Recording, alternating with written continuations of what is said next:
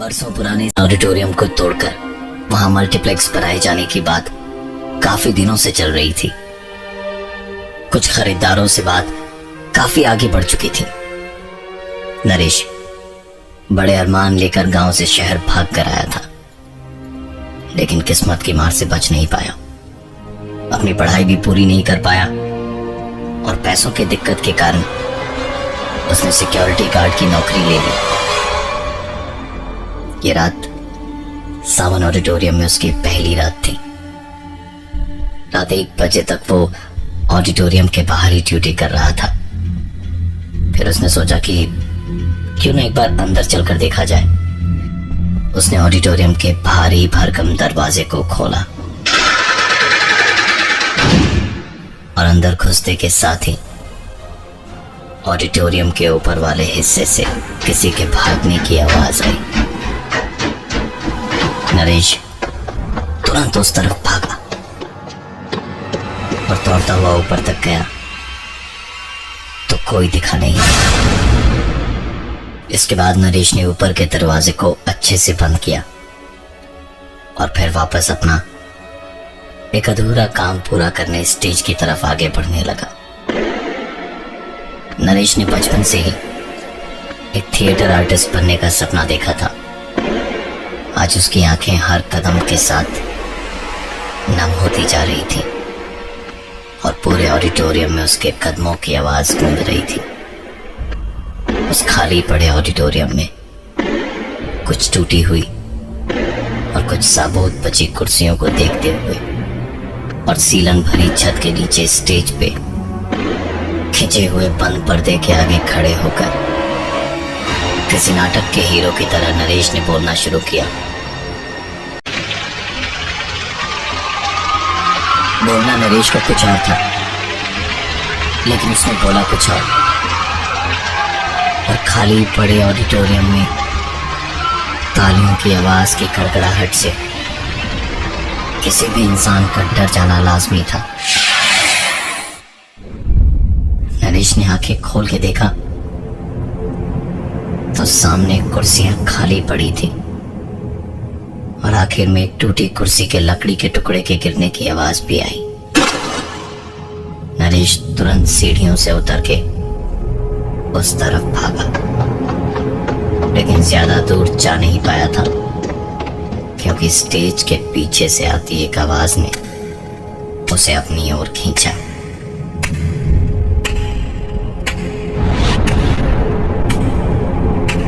नरेश पीछे तालियों की आती आवाज की ओर भागा।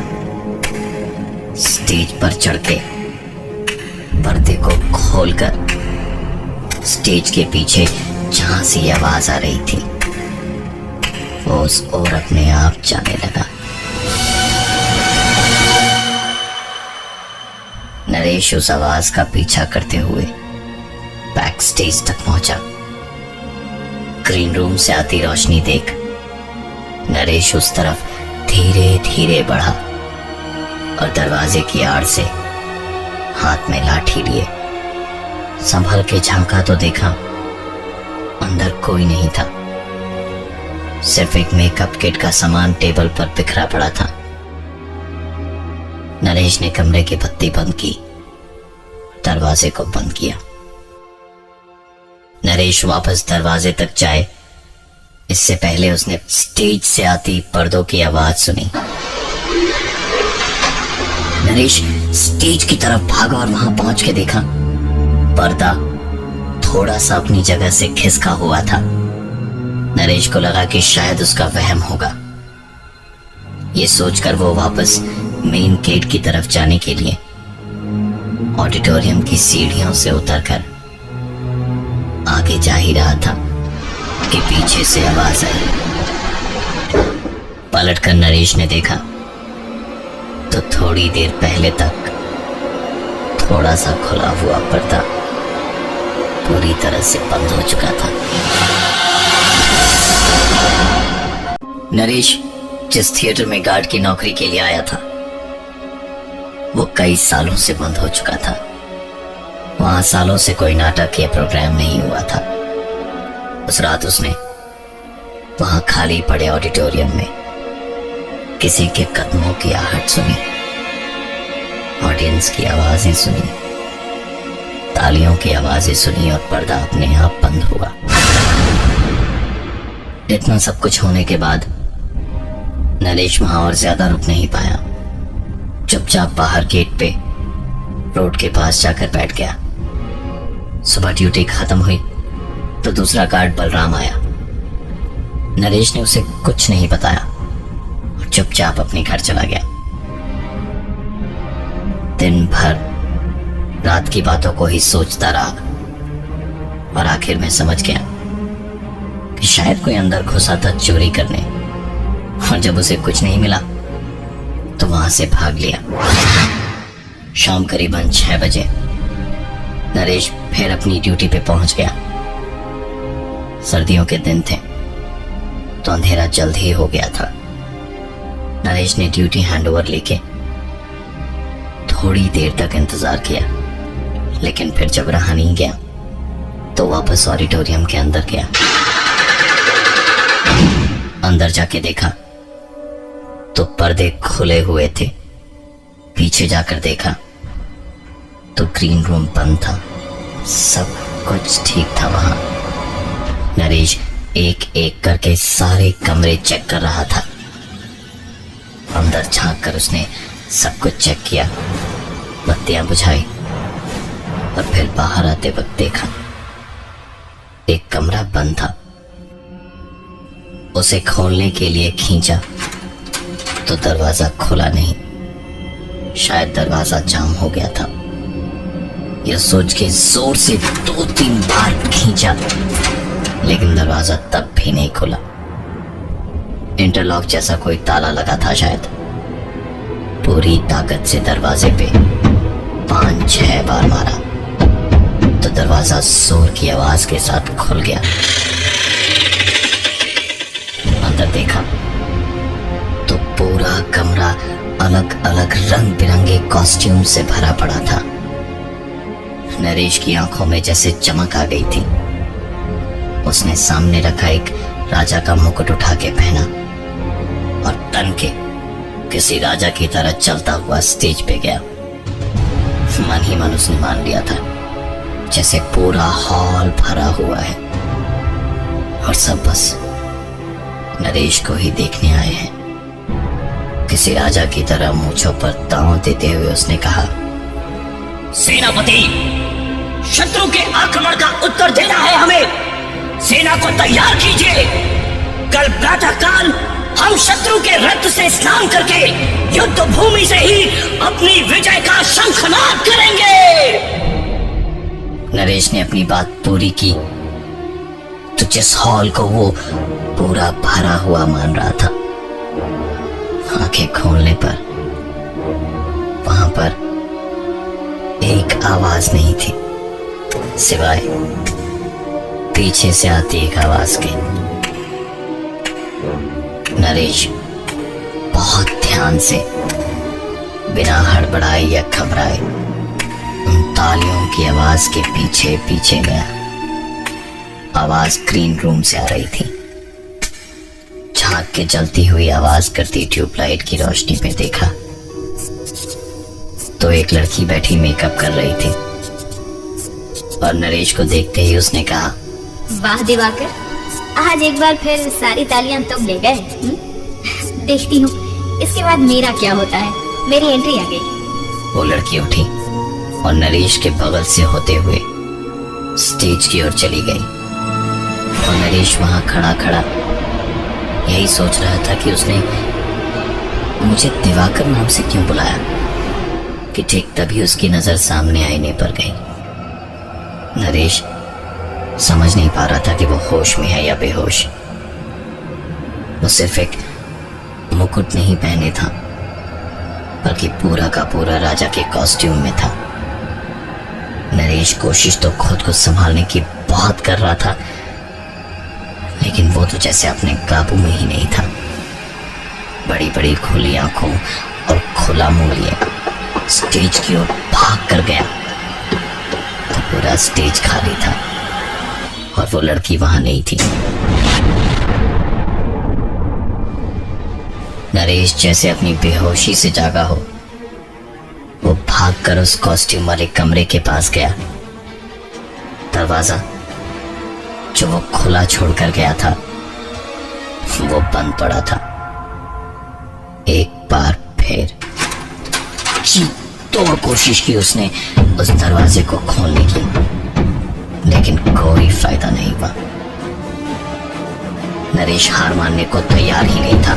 ताबड़तोड़ उस दरवाजे पे धक्के मारे जा रहा था, लेकिन काफी देर तक जब कोई फायदा नहीं हुआ तो जमीन पर धक्के बैठ गया।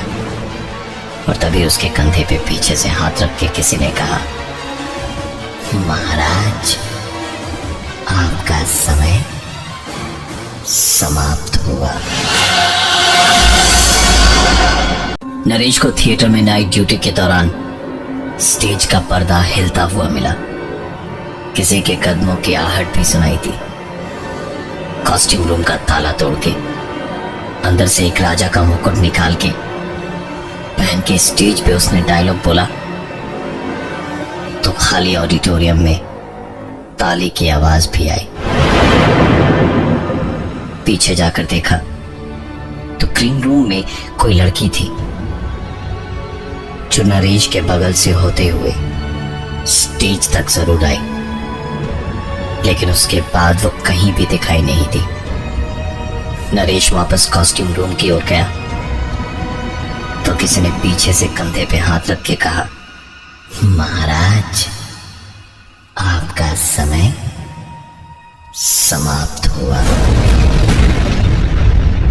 नरेश ने पीछे पलट के देखा तो बलराम था, वहां का दूसरा सिक्योरिटी गार्ड। उसने हंसते हंसते कहा,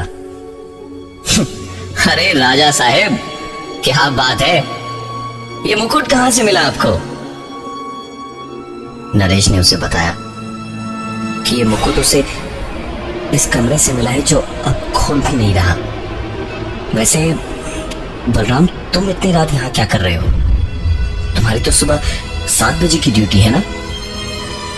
सुनकर बलराम ने कहा, अब राजा साहेब आप तो प्रजा की सेवा में रात दिन सब भूल गए हैं, घड़ी देखने का जरा कष्ट कीजिए। नरेश ने घड़ी की ओर देखा तो समझ आया कि सुबह के 7 बज रहे थे।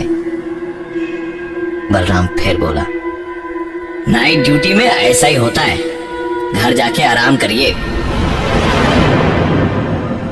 नरेश ने भी सोचा कि शायद ये बात बिल्कुल सही है। झुके हुए कंधों के साथ थका हारा सा वो बाहर निकला तो देखा चारों ओर अंधेरा ही अंधेरा था। सुबह 7 बजे सर्दियों में भी इतना अंधेरा तो नहीं होना चाहिए। एक बार फिर उसने अपनी घड़ी की ओर देखा तो इस वक्त रात के 11:30 बज रहे थे।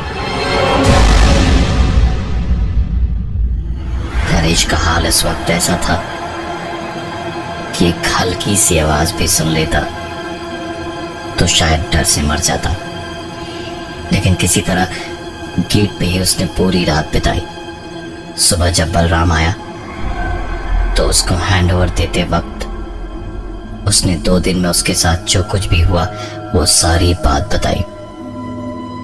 बलराम ने कुछ कहा तो नहीं, लेकिन थिएटर के मालिक को पूरी खबर दे डाली।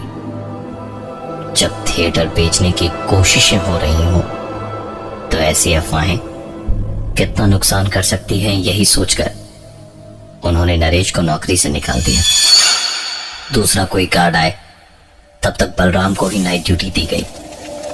रात को खाना वाना खाकर बलराम बाहर गेट के पास ही बैठा था कि एक आवाज ने उसका ध्यान अपनी ओर खींचा जो उसे ही पुकार रही थी। उस आवाज का पीछा करते हुए बलराम ऑडिटोरियम के अंदर गया। अंदर जब हॉल के दरवाजे पे बलराम खड़ा था तो उसने देखा ऑडिटोरियम का दरवाजा जिससे अभी वो अंदर आया था वो धीरे धीरे अपने आप बंद हो रहा था। बलराम सब कुछ देख रहा था, लेकिन चाह कर भी कुछ कर नहीं पा रहा था। वो जैसे होश में भी बेहोश था। वो बस उसे पुकारती उस आवाज के पीछे पीछे चला जा रहा था। अंदर हॉल में दोनों तरफ बैठने की कुर्सियों के बीच से एक एक करके कुर्सियों की कतार को जैसे जैसे बलराम पार करता जा रहा था, वैसे वैसे वो कुर्सियां ऐसे खुल रही थी जैसे उन पर लोग बैठे हों। स्टेज के पास पहुंचा तो बलराम के चेहरे पर एक लाइट चमकी। रोशनी इतनी तेज थी, बलराम को आंखें अपने हाथों से ढकनी पड़ी, लेकिन रोशनी फिर भी उतनी ही तेज लग रही थी। इतने में बलराम को महसूस हुआ जैसे हॉल में ऑडियंस की बहुत ज्यादा भीड़ है। धक्का मुक्की और लोगों का आना जाना महसूस कर पा रहा था वो। इसी बीच बलराम को एक धक्का लगा और वो सर के बल जमीन पर गिर पड़ा। सर पे उसके चोट आई थी और खून भी बह रहा था। धीरे धीरे उठा तो ध्यान दिया कि अभी जो लोगों की भीड़ की आवाजें और धक्के लग रहे थे वो सब थम गया था। सुकून और सन्नाटा पसरा हुआ था पूरे हॉल में।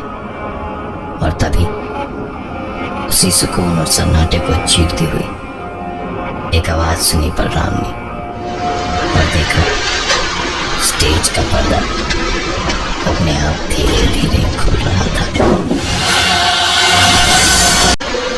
ऑडिटोरियम का पर्दा भी अपने आप खुला और लाइट्स ऑन हुई।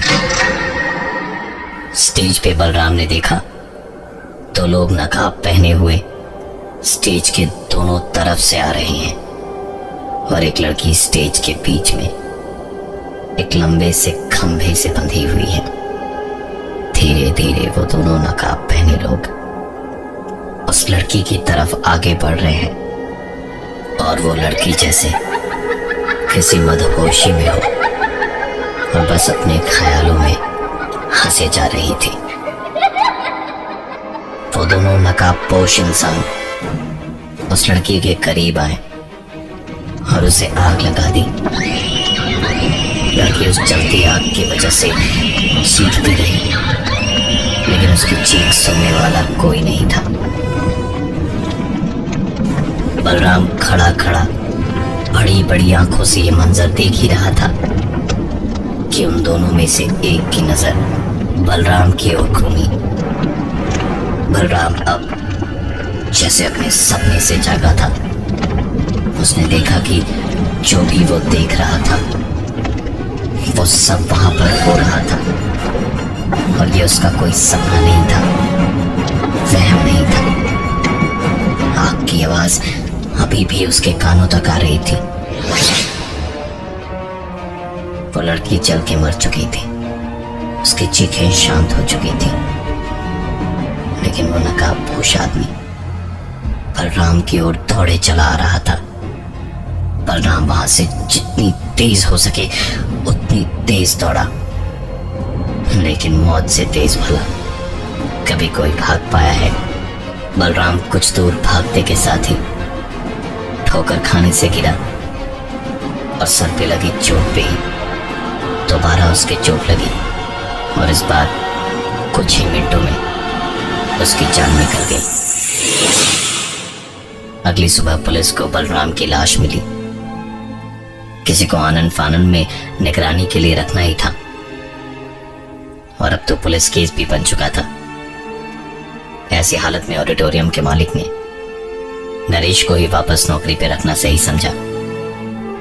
नरेश 2 दिन के बाद नौकरी पे फिर शाम को 5 बजे वापस आया। सब कुछ चेक करने के बाद उसी कॉस्ट्यूम वाले कमरे के पास गया तो दरवाजा इस बार आराम से खुल गया। वही मुकुट फिर निकाल के उसने पहना और धीमे कदमों से नरेश मुस्कुराता हुआ स्टेज पर चढ़ा और एक बार फिर किसी राजा की तरह मूंछों को ताव देते हुए अपनी बाहें फैलाते हुए कहा, जो एक बार इस मंच का हो गया वो हमेशा हमेशा के लिए यही का होकर रह जाता है। नरेश इसके आगे कुछ बोले उससे पहले ही तालियों की आवाज एक बार फिर आई और इस बार तारीफ भी सुनाई दी। वाह दिवाकर वाह, सचमुच तुम्हारा कोई जवाब नहीं। सालों पहले इस थिएटर में एक प्ले के दौरान आग लगी थी जिसमें कई थिएटर आर्टिस्ट मारे गए थे और उसके बाद से वो थिएटर आज भी वैसा का वैसा वीरान पड़ा है और वहां कोई मल्टीप्लेक्स नहीं बना।